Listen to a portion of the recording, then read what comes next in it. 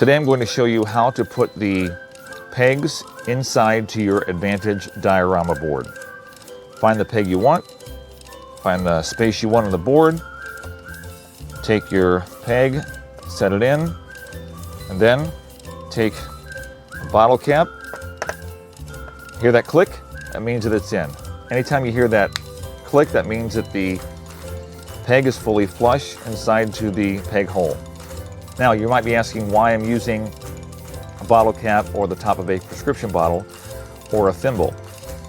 I have a lot of figures that I love to display, so after about 10 or 20 of these pegs of me sticking them in with my thumb or my finger, it starts to get numb.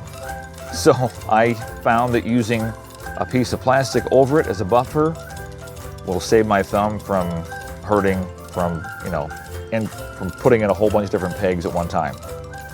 Now, if you want the pegs out, once the pegs go in, they are semi-permanent. They stay in there, they're not moving anywhere, but you can't take them out. What you can do is just take a pair of needle nose pliers or regular pliers, pull them out. Sometimes you will find that if you squeeze too hard on the top of that, when you pull it out, it can crush or it can smash the tip of the peg. That's the bad news. The good news is I sell bags of these for 10 bucks a piece. You get 100 of them. So the set was designed to semi-permanently secure the pegs in place for your figures. Now, I like to have a bunch of my pegs out so I can move my figure around on the board and get different places. Some people want to have only the number of pegs out for the number of figures they have, so that their figure is completely, the foot of the figure is completely covering the hole, which is fine. I like to have all of mine out so I can just move them around. It's a little more easier. I'm going to use a modern Star Wars figure, place them on here. And as you can see, the figure stands freely, move freely. I'm going to take a modern G.I. Joe and do the same thing.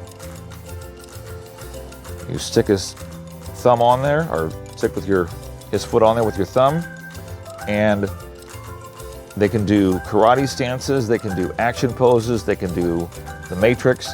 Cool thing about this is you can have your figures in multiple dynamic action poses, and they can stand on one foot.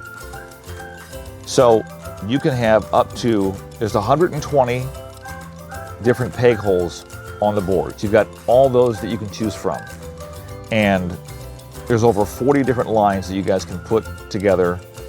You can put modern, vintage, Star Wars, G.I. Joe, Fortnite, Indiana Jones, the 6-inch figures, 4-inch figures, and they're all listed on the website. Anyway, and then once you're done, you can just take the figures off and move them to a different spot on your board.